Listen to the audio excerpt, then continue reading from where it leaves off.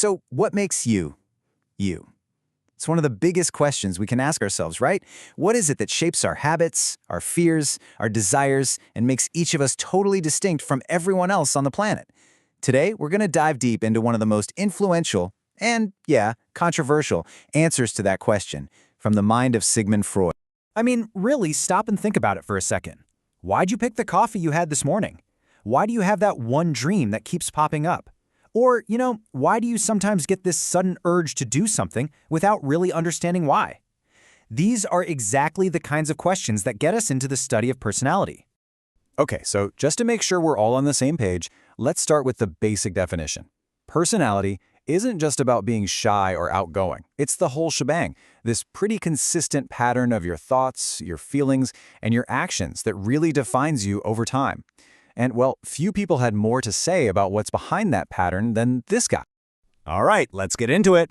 You've definitely heard the name, Sigmund Freud. He was the founder of the whole psychoanalytic movement, and his ideas, for better or worse, totally changed how we think about the human mind, our behavior, and what's really going on inside our heads.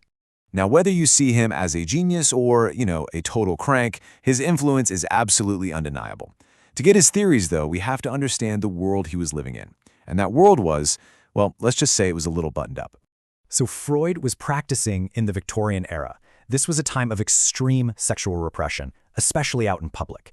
You had these super rigid ideas about desire. Men were seen as having these wild, uncontrollable animal urges, while women, they were expected to be completely pure, with zero sexual feelings whatsoever. This social backdrop is so important because it heavily influenced Freud's focus on all our hidden desires and the unconscious mind. To explain his whole theory of the mind, Freud came up with this brilliant and, honestly, super enduring metaphor, an iceberg.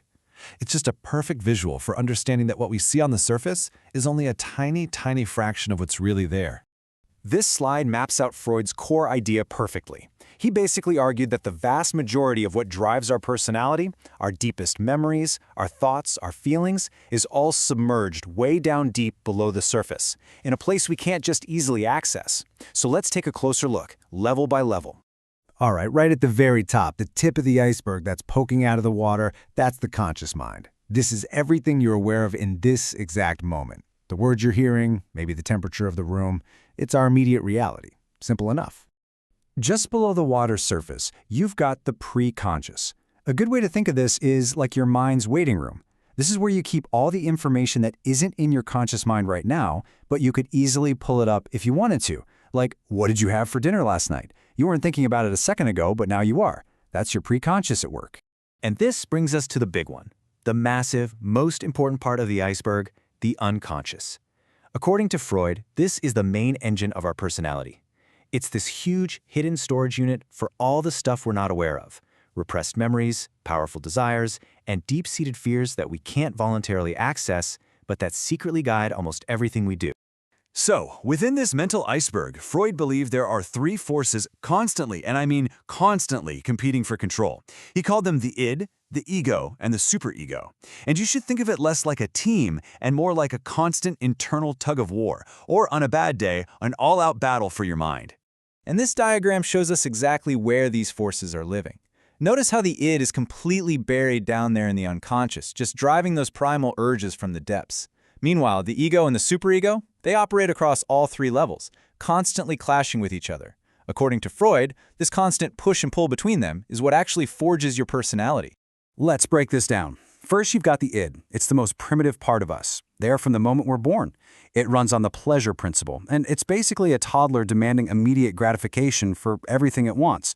Food, comfort, you name it. Then there's the superego, which is our moral compass, that little angel on our shoulder. It's absorbed all the rules and ideals of society. And caught right in the middle is the ego, trying to operate on the reality principle. So here's the crucial part. The ego is the CEO of your personality. It's this high-stress mediator. Your id might be screaming, "I want that entire cake right now," while your superego is whispering, "Good people don't do that. It's unhealthy and selfish." The ego is the one that has to step in and say, "Okay, how about we have one reasonable slice after dinner?" It's a tough, thankless job for sure. Now, while a lot of modern psychology has challenged and in many cases debunked Freud's specific scientific claims, His core concepts have left this massive, permanent mark on our culture. His ideas have become part of our everyday language in ways you might not even realize. Ever heard someone talk about being in denial? Yep, that's a classic Freudian defense mechanism. These are basically the tools the ego uses to manage all the stress from that constant battle between the id and superego. They're little unconscious tricks we play on ourselves to feel better by just distorting reality a tiny bit. And his influence doesn't stop there. Think about the concept of being fixated on something or someone. This term, it also comes directly from Freud's theory of how our personality develops when we're kids.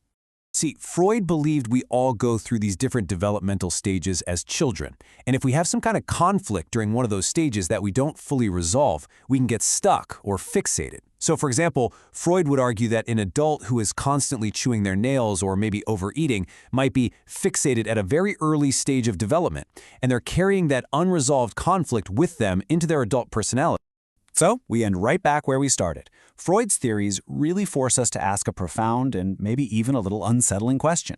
If the unconscious mind is the true driver of our personality, how much of the person we think we are is just the tip of the iceberg? What hidden fears, forgotten memories, and deep desires are really steering the ship?